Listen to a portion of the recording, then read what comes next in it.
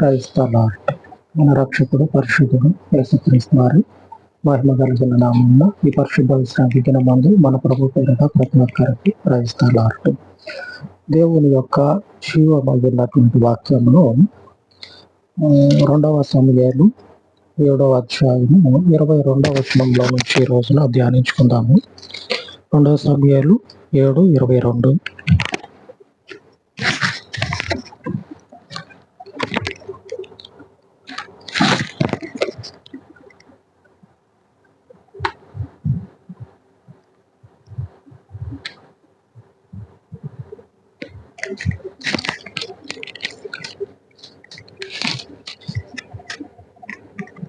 కాబట్టి దేవా యెహోవా, నీవు అత్యున్నతమైన ఘనత గలవాడవు, నీ వంటి దేవుడొక్కడును లేడు. దేవుని యొక్క బలము, శక్తి అనేది మనకి ఎలాగ తెలుస్తుంది? మన జీవితంలో సినిమాని చూసి ప్రభావితం అయ్యేటోళ్ళు ఉంటారు. అలాగనే మిమిక్రీ చేసి, మాయ చేసి మాయలకి లోబర్చుకునేటువంటి వాళ్ళు కూడా ఉంటారు.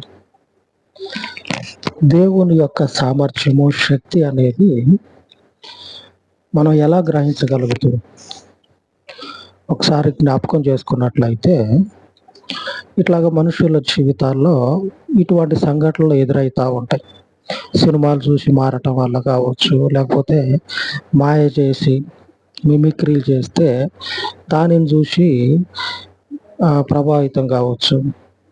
నిజమైనటువంటి దేవుని శక్తి ఒక మనుషుని జీవితంలో దేవుని యొక్క శక్తి బయటికి రావటం వల్ల ఆ మనుషుని యొక్క జీవితం అనేది ఆశీర్వాదకరంగా మారటం వల్ల కనపడుతుంది. అంతే కదా. ఇప్పుడు నేనున్నా ఇప్పుడు నా జీవితంలో దేవుని యొక్క శక్తి ఎలా కనపడుతుంది? నేను ఒకనొక సందర్భంలో మనుషులందరికీ కూడా ఇష్టం లేనటువంటి వాడిగా ఉండి దేవునిని వెంబడించటం మొదలుపెట్టిన తర్వాత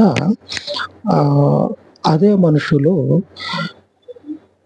గౌరవించటం, విలువ ఇవ్వటం అనేది జరిగితే అప్పుడు దేవుని యొక్క శక్తి అనేది మనకు అర్థమవుతుంది.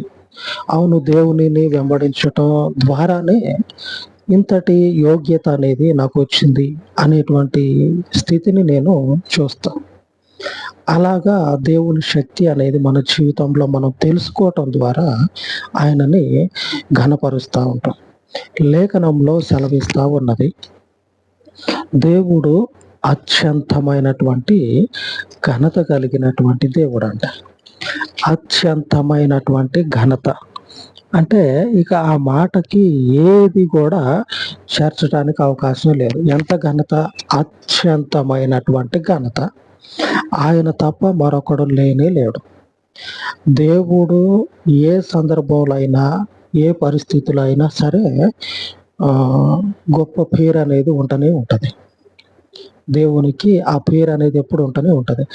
అదే పేరు ఎప్పటికీ కూడా మనుషుల మధ్యలో నిలబడాలంటే ఏం జరగాలి? దేవునికి మహిమ కలుగునట్లుగా మనుషుల మధ్యలో ఆ పేరు ఎప్పటికీ నిలబడి ఉండాలంటే ఆ పేరు అనేది తన యొక్క శక్తిని ఈ మనుషుల మధ్యలో కనపరుస్తూనే ఉండాలి. ఆమేన్.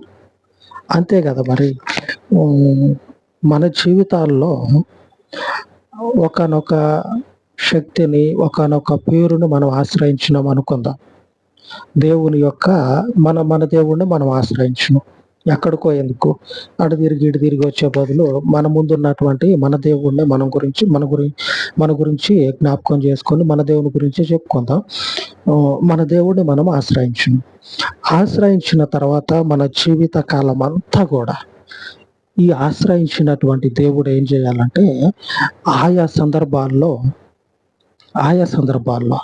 అది ఏ సందర్భం అయినా సరే కావచ్చు, ఆ పేరును బట్టి గొప్ప కార్యాలు మన జీవితాల్లో జరుగుతూ ఉంటే దేవునిని వదిలిపెట్టేందుకు పోతాం? దేవుడు లేడు అని ఎందుకు చెప్తాం? ఆ మాయలకి పురికొల్పబడి మొదట్లో చెప్పుకున్నట్టు మాయలు చేసి మనుషుల్ని లోబరుచుకున్నటువంటి వాళ్ళు ఉన్నారు. ఆ మాయలకి మోసపోయి వెంబడించినటువంటి వాళ్ళు ఉంటారు. అది ఎవరైనా కావచ్చు. మిమిక్రీ చేయటం కావచ్చు, ఇంకొకటి కావచ్చు. వాళ్ళ జీవితాల్లో ఆ సందర్భంలో ఉన్నటువంటి ఆ మాయ, ఆ కుతంత్రం అనేది ఎల్లకాలం ఉంటదా? ఉండదు కదా! ఉండనప్పుడు ఏం జరుగుతది? అరే! నేను మొట్టమొదట్లో చూసింది ఒకలాగుంటే, ఇప్పుడు ఇంకొకలాగుందని చెప్పనని, ఆ ఇంకొకలాగున్నటువంటి సందర్భంలో మనుషుడు ఏం చేస్తాడంటే తప్పిపోతాడు. తాను ఆశ్రయించినటువంటి దైవము యొద్ద నుంచి ఏ పేరైతే ఆ మనుషునికి ఆధారంగా ఉంటదని అనుకున్నాడో, ఆ ఆధారాన్ని వదిలేసుకుంటాడు. ఎందుకంటే ఎల్లకాలం గూడా ఆ మనుషుడు ఆశ్రయించినటువంటి ఆ పేరు గాని, లేకపోతే ఆ బలము గాని, ఆ శక్తి గాని, ఈ మనుషునికి జీవితంలో అన్ని సందర్భాల్లో ఆ మనుషునికి సహకారంగా ఉండటల్లా. అప్పుడేం చేస్తాడు? వదిలిపెడతాడు. అత్యంతమైనటువంటి ఘనత కలిగిన దేవుడు మన జీవితాల్లో ఏం చేస్తాడంటే, మన జీవిత కాలమంతా గూడా 1 కాదు, 2 కాదు, జీవిత కాలమంతా గూడా ఒక మనుష్యునికి తన కృపను చూపక మానని దేవుడు. దేవునికి స్తోత్రం. ఎన్ని రోజులంటే అన్ని రోజులు. అందుకే కదా ఇప్పుడు లోకం అంతా కూడా భయపడతా ఉన్నారు. ఎందుకు? యేసు ప్రభువును వెంబడించేటువంటి మంది ఆ ప్రజలు ఆయన వెంబడి అనుసరిస్తా ఉంటే లోకానికి భయం కలుగుతా ఉంది. ఈ దేవుడు ఏం చేస్తాడంటే ఒక మనుషుని యొక్క జీవిత కాలమే కాదు, ఆ మనుషుని తరతరము కూడా తన ప్రభావాన్ని చూపగలిగిన దేవుడు. కరెంట్ ఉన్నప్పుడే వెలుతురు కాదు, కరెంటు లేని సమయంలో కూడా, అనగా దేవుడు మన జీవితాల్లో అన్ని రోజులు తన యొక్క శక్తిని కనపరుస్తాడు. మామూలుగా బయట చూసింది, లేకపోతే మనం సినిమాలు చూసి ఇంకోటి అది ఏదైనా కావచ్చు. ఇంకోటి ఏం చేస్తారంటే వాటినే ఆధారం చేసుకొని, వాటినే గుండెల్లో పెట్టుకొని, వాటిని జీవిత పరమావధిగా భావించి జీవితాన్ని కొనసాగించేటప్పుడు అన్ని సందర్భాల్లో వారు దేనినైతే నమ్ముకున్నారో, దేని యందైతే వారు నమ్మిక ఉంచారో, ఆ నమ్మకం అనేది ఆ తర్వాత రోజుల్లో వాళ్ళు ఏం చేస్తారంటే కోల్పోవాల్సి వస్తది. ఎందుకంటే నిజమైనటువంటి శక్తి అనేది, నిజమైనటువంటి సహకారం అనేది వారికి కలగట్ల. కనుక ఏం చేస్తా ఉన్నారంటే వారు ఆశ్రయించినటువంటి ఒకానొక సందర్భంలో దేనికైతే మరలు కొల్పబడి, అంటే మనుషుల మాటలకి ప్రభావితమైపోయి దేనికైతే ఒకానొక సందర్భంలో లోబడ్డారో, ఆ లోబడినటువంటి మనుషులు ఏమైతా ఉన్నారంటే అటు తర్వాత రోజుల్లో వారు ఆశ్రయించినటువంటి వారి యొక్క దైవము నుంచి, వారి యొక్క ఆ ప్రభావం నుంచి దూరంగా జరుగుతా ఉన్నారు. మన దేవుడు మన మధ్యలో పరాక్రమము కలిగిన దేవుడు. ఒక్కరోజు కాదు, అలాగని ఒక మనుషుని జీవితం కాదు, ఒక్కరోజు కాదు, ఒక మనుషుని జీవితం కాదు, ఆ తర్వాత వచ్చేటువంటి ఆ ఒక్క తరం కూడా కాదు. ఇట్లాగ మనం చూసుకున్నట్లయితే ఈ యేసు ప్రభు ఒక మనుషుని యొక్క జీవితం మొదలుకొని ఆ తర్వాత అన్ని తరాలు, రోజులని చెప్పకూడదు, అన్ని తరాలు ఆయన తన యొక్క మహత్తును చూపగలిగిన దేవుడు. మహత్తు అంటే ఒక మనుషుని యొక్క నేత్రాలు, కళ్ళు నమ్మలేని విధంగా గొప్ప కార్యాలు చేయగలిగిన దేవుడు. అందుకే భక్తుడు అంటా ఉన్నాడు, నీ వంటి దేవుడు ఒకడు లేడు. ఆమె దేవుని వంటి దేవుడు ఒకడు లేడు. అంతే కదా, ఉండేది ఒక్కడే దేవుడు. ఆ ఒక్క దేవుడే ఈ మనిషి జీవితంలో ఎదురుపడ్డాక, ఆ మనుషుని యొక్క జీవితము దీవించబడిన తర్వాత ఇక మరొక దేవుని గురించి ఎందుకు మాట్లాడతాడు? అనుభవించిండు కాబట్టే, విశ్వాసం ఉంచిండు కాబట్టే ఆ మనుషుడు తన జీవితంలో మరలు కొల్పబడల, మాయకి మంత్రానికి గురికాల. ఏదో ఒక ఏదంటే కథలు ఉంటాయి చూడండి, కథలు చెప్తే కథలు నమ్మి జీవితాన్ని మోసపుచ్చుకోవాలి.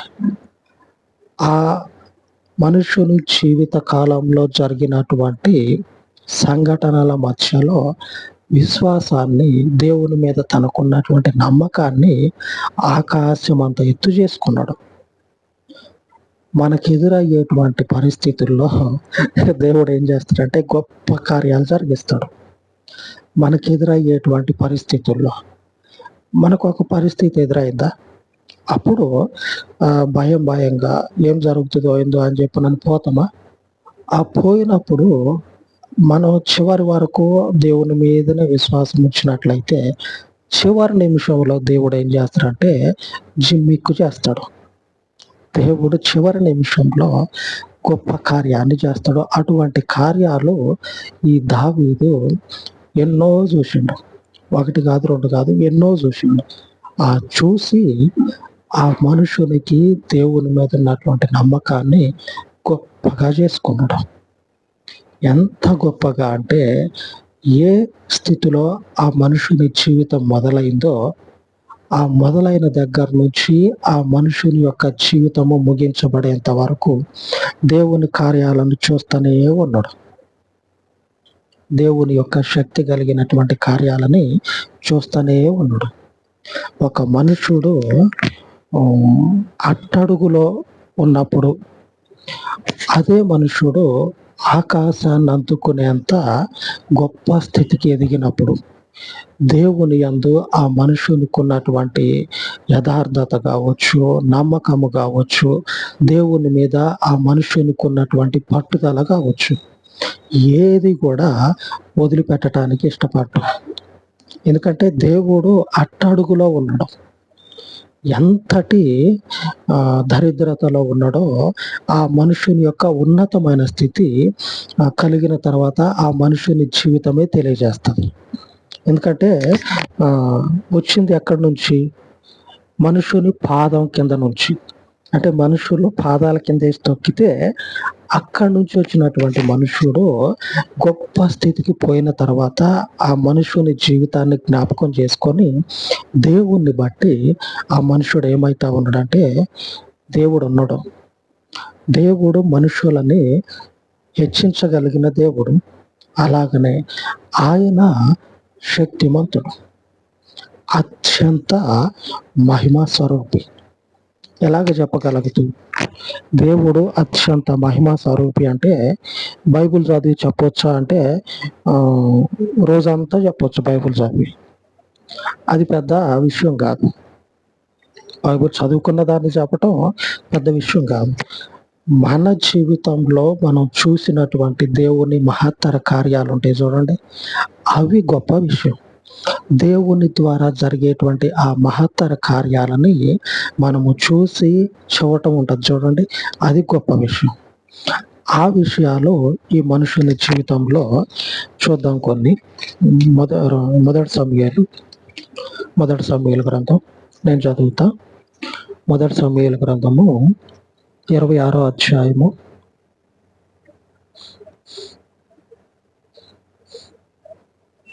26 వచనం.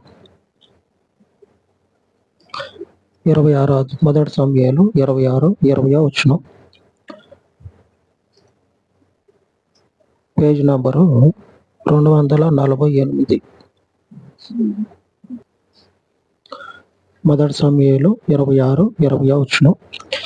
నా దేశమునకు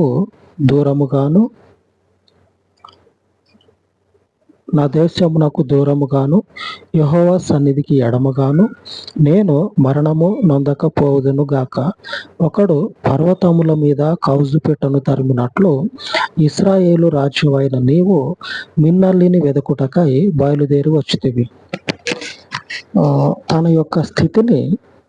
దావీదు తన యొక్క స్థితిని గొప్పోడి ముందు చెప్పుకుంటా ఉన్నాడు. గొప్పోని ముందు తనకున్నటువంటి స్థితిని, తన యోగ్యతని చెప్పుకుంటా ఉన్నాడు. ఎందుకు చెప్పుకుంటా ఉన్నాడంటే పేదవాళ్ళు, పేద ప్రజలు ధనవంతుల ముందు నిలబడలేరు.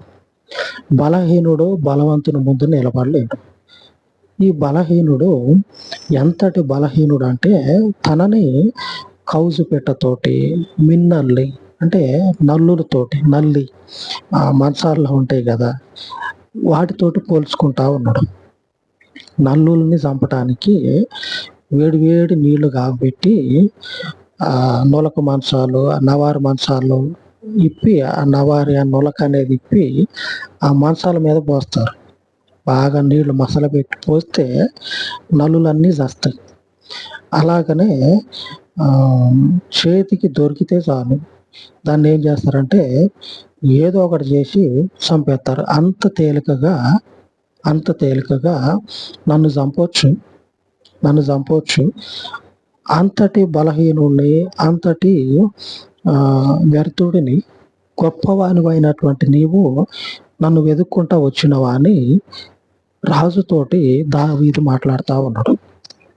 తన స్థితిని, తన యొక్క బలాన్ని ఒక బలవంతుడైనటువంటి వాని ముందు, ఇదిగో నేను ఇట్లాంటి మనుష్యుణ్ణి, నువ్వు నన్ను చంపటానికి వచ్చినవా, నన్ను చంపటానికి నువ్వు వెతుక్కుంటా రావాల్సినటువంటి అవసరమే లేదు, నేనెంతటోడిని అని మాట్లాడుతూ ఉంటాం. దేవుని యొక్క అభిషేకం అనేది, దేవుని యొక్క సన్నిధి అనేది ఆయన మనతో పాటు ఉంటే అట్టడుగులో ఉన్నటువంటి ఒక మనుషుణ్ణి, హీనమైనటువంటి స్థితిలో ఉన్నటువంటి ఒక కుటుంబాన్ని, ఒక జనాంగాన్ని దేవుడు ఏం చేస్తాడంటే ఎంతో ఉన్నతమైనటువంటి స్థితికి తీసుకుపోతాడు. దేవుని శక్తి అది ఏ మనిషి జీవితంలో ఎట్లాగైనా జరగవచ్చు. ఇది దేవునిదే తప్పించి మరొకటి కాదు అని ఆయన యందు విశ్వాసము లేనటువంటి వారు, ఆయనంటే పడనటువంటి వాళ్ళు చెప్పేటువంటి మాట ఇది. చెప్పి తీరాల్సిందే. దేవుని శక్తిని మాయం చేయాలని చూస్తే, నేను ఒప్పుకోను అని మాట్లాడితే ఏదో ఒక సందర్భం అనేది ఒప్పుకోవాల్సి వస్తుంది.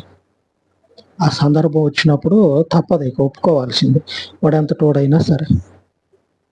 అంతటి శక్తి దేవుంది. అంతటి ఘనమైనటువంటి దేవుడు మన జీవితాల్లో ఈరోజు ఏం చేస్తాడంటే అట్టడుగు స్థితిలో మనుషుని పాదాల కింద నలిగిపోయేటువంటి జీవితాలని గొప్పగా దేవుడు హెచ్చిస్తాడు. ఎందుకు హెచ్చిస్తాడంటే ఆయన అత్యంత ఘనత కలిగినటువంటి దేవుడు. ఎంతో మంది ఎన్నో రకాలుగా భూమి మీద గొప్ప గొప్ప పేర్లు తగిలిస్తారు.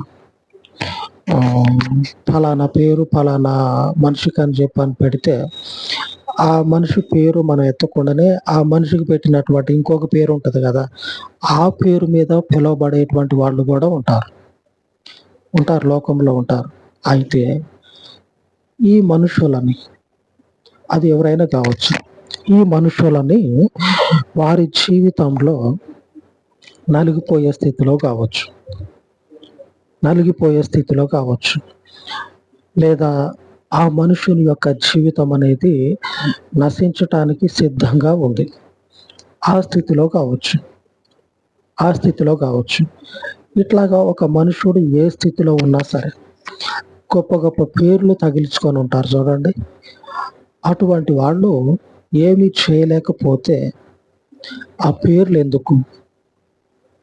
దేవునికి మహిమ కలుగును గాక. ఆ గొప్ప పేర్లు దేవుళ్ళకి ఎందుకు?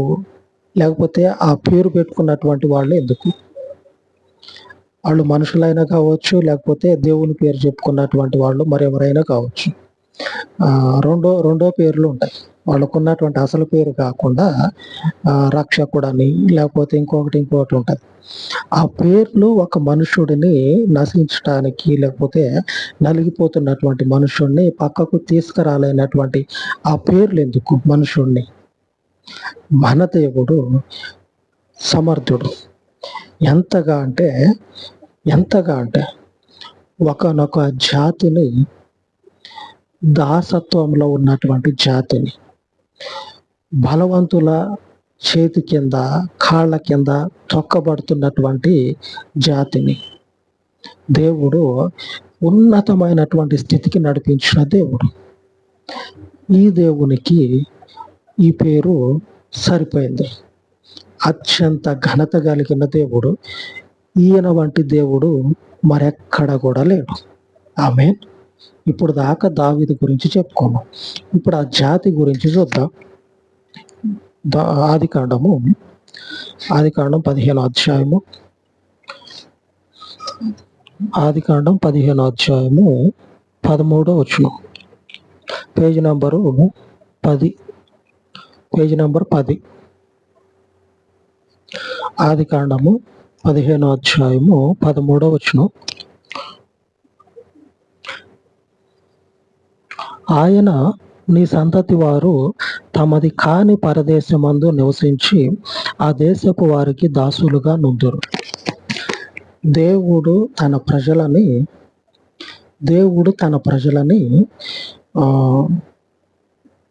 ఏదంటే ఒక మనుషుని ఒక మాటలో చెప్పుకోవాలంటే మీ శత్రువుల మోచేతి నీళ్లు తాగండి అని దేవుడు తన ప్రజలని నియమిస్తా ఉన్నాడు. ఒక మాటలో మనం చెప్పుకోవాలంటే లేఖనం గురించి చదవబడినటువంటి లేఖనంలో అర్థం ఏంటంటే, మీరు మీ యజమానుల యొక్క మోచేతి నీళ్లు తాగండి. అక్కడ అర్థం వచ్చేటట్లుగా దేవుడు తన ప్రజలని అంతటి దురవస్థకు అప్పచెప్తా ఉన్నాడు. మొదట్లో అది మనం విడిగా ఇప్పుడు ఉన్నటువంటి పరిస్థితుల్లో లోకంలో చూసినట్లయితే ఇదే సిచ్యువేషను, ఇదే సంఘటన మనుషుల యొక్క చివరి రోజుల్లో వారు ఎవరినైతే వెంబడించారో ఆ వెంబడించినటువంటి వారి ద్వారా వీరికి కలిగే ఫలం ఏంటంటే, వారిని వెంబడించినటువంటి వారు మనుషుల యొక్క మోచేతి నీళ్లు తాగుతూ ఉంటారు. మొదట్లో కాదు, చివర్లో. కానీ దేవుని ప్రజలని మొదట్లోనే తమ యజమానులకి, తమ యొక్క యజమానులైనటువంటి వారికి దాసులుగా అప్పచెప్తా ఉన్నాడు. దాసుడు అంటే ఏంది? దాసుడు అంటే యజమాని చెప్పిన ప్రతి పని చేయాలి. వేల సంవత్సరాల కిందట. ఇప్పుడు కూడా ఇట్లాంటి మనం అనకూడదు, గర్విష్ఠులు అనేటువంటి వాళ్ళు ఉన్నారు. యజమానులం అని చెప్పుకొని గర్వంతో ప్రవర్తించేటువంటి వాళ్ళు ఉన్నారు. యజమానులే, కొట్టేయటానికి తీసేయటానికి లేదు, యజమానులే. వీళ్ళ మీద యజమానుడు ఉన్నాడు. వీళ్ళు ఎంత గర్వంతో తిరిగితే ఆ యజమానుల కాడ దాసులుగా ఉన్నవారు యేసు ప్రభువుకి ప్రార్థన చేస్తే ఆ యజమానుల మీద యజమానుడైనటువంటి వాడు ఆ ప్రార్థన వింటే ఈ యజమానుల బతుకు చీలిపోతుంది, రెండుగా చీలిపోతుంది. అంతటి శక్తిమంతుడు. వాక్యంలోకి వద్దాం. మొదట్లో మనం చెప్పుకున్నట్టు మన దేవుడు యేసు ప్రభు ఏం చేస్తా ఉన్నాడంటే, తన ప్రజలని యజమానులైనటువంటి వారికి దాసులుగా అప్పచెప్తా ఉన్నాడు. అప్పచెప్పబడినటువంటి వారు కొన్ని వందల సంవత్సరాలు ఆ దాసత్వంలోనే మగ్గిపోవాలని దేవుడు వారిని అట్లా వదిలేసిండు. ఇక దేవుని యొక్క శక్తి చూడండి. మనం శక్తిమంతుడు, బలవంతుడు అని చెప్పుకుంటా ఉన్నాం. కానీ దేవుడు మొదట్లోనే వాళ్ళని ఏం చేస్తా ఉన్నాడంటే, దాసత్వానికి బలహీనులైనటువంటి ప్రజలుగా మీరెంత బలం పొందుకున్నా సరే ఉండండి అని దేవుడు వారిని ఆ యజమానులకి, తమ మీద నాయకులుగా ఉన్న వారికి, ఆ దేశ ప్రజలకి దేవుడు వారిని అప్పగించేసిన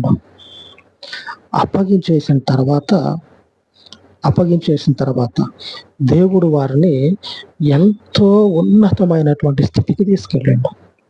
అది కూడా వందల సంవత్సరాల తర్వాత. అప్పుడు చూసినట్లయితే దేవుని శక్తి మనకు అర్థమవుతుంది. ఆమేన్. దేవునికే మహిమ కలుగును గాక. దేవుడు ఎంతటి శక్తిమంతుడై ఉండి తన ప్రజలని యజమానులైనటువంటి వారికి ఐగుప్తీయులకు అప్పచెప్పిండో అప్పచెప్పినటువంటి దేవుడు అదే శక్తితోటి ఆ దేశంలో నుంచి తన ప్రజలను బయటికి తీసుకొచ్చి నలిగిపోతున్నటువంటి వారిని ఆ బానిసత్వం కింద యజమానుల యొక్క కాళ్ళ కింద వాళ్ళ మోచేతి నీళ్లు తాగుతూ వీళ్ళకి బలం ఉన్నా సరే ఏమీ చేయలేనటువంటి నిస్సహాయత. ఎందుకంటే వాళ్ళకు ఉన్నటువంటి బలం ఏంటంటే దేవుడే వారి యొక్క బలం. వాళ్ళకి శారీరకంగా ఎంత బలం ఉన్నా సరే వాళ్ళకున్నటువంటి శారీరక బలాన్ని చూసుకొని వాళ్ళు మురిసిపోవట్ల. ఆ ఆలోచన వాళ్ళకి రావట్లా. ఆ ఆలోచన కూడా వాళ్ళకి రావట్లా. ఎందుకంటే మన దేవుడు శక్తిమంతుడు. మనలని ఆయన ఎప్పుడు కూడా అణిగిపోయే స్థితిలో ఉంచడు, హెచ్చిస్తాడు ఆయన. మొదటే చెప్పుకున్నాం కదా, మన దేవుడు గొప్ప దేవుడని. హెచ్చిస్తాడు. మనుషుల మధ్యలో ఆయన యొక్క పేరు నిలబడటం కొరకు మనల్ని హెచ్చిస్తాడు. ఎంతగా హెచ్చిస్తాడంటే దాసులుగా పిలువబడుచున్నటువంటి వీళ్ళు యజమానులుగా అయిపోతారు. యెహోషువ గ్రంథం ఇది ఒకటి చెప్పి ముగిస్తా. యెహోషువ గ్రంథం 24వ అధ్యాయము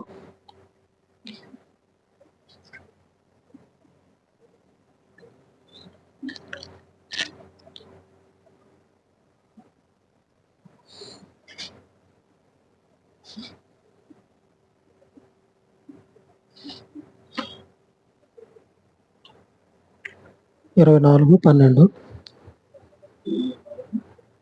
యెహోషువ గ్రంథం 24వ అధ్యాయము 12వ వచనం. మరియు నేను మీకు ముందుగా కందిరీగలను పంపితిని, నీ ఖడ్గము కాదు, నీ విల్లు కాదు గాని అవే అమోరీయుల రాజులనిద్దరిని తోలివేసెను. మీరు సేద్యము చేయని దేశమును, మీరు కట్టని పట్టణములను మీకు ఇచ్చి ఉన్నాను. మీరు వాటిలో నివసించుచున్నారు. మీరు నాటని ద్రాక్ష తోటల పండ్లను, ఒలివ తోటల పండ్లను తినుచున్నారు. దేవుని యొక్క బలము మనకి కనపడతా ఉంది. ఎక్కడ మనం చూసినాం కదా, ఆదికాండము 15:13లో దాసులుగా ఉన్నటువంటి వీరు అమోరీయుల రాజులనిద్దరిని కూడా తోలేశారంట. దాసులైనటువంటి వాళ్ళు యజమానుల కింద నలిగిపోయినటువంటి వీళ్ళే రాజులు ఎలా తోలివేయగలరు? ఒకసారి ఆలోచన చేస్తే మన ఆలోచనలో కూడా మనకి దేవుడు ఉన్నాడు అనేటువంటి స్పృహ అనేది కలుగుతుంది. దాసులైనటువంటి వీళ్ళు బలవంతులైనటువంటి రాజులను ఎలాగా తరిమేయగలరు? అందుకే దేవుడు చెప్తా ఉన్నాడు, మీరు మీ శారీరక బలాన్ని, మీకున్నటువంటి బుద్ధిని చూసి మురిసిపోవద్దు.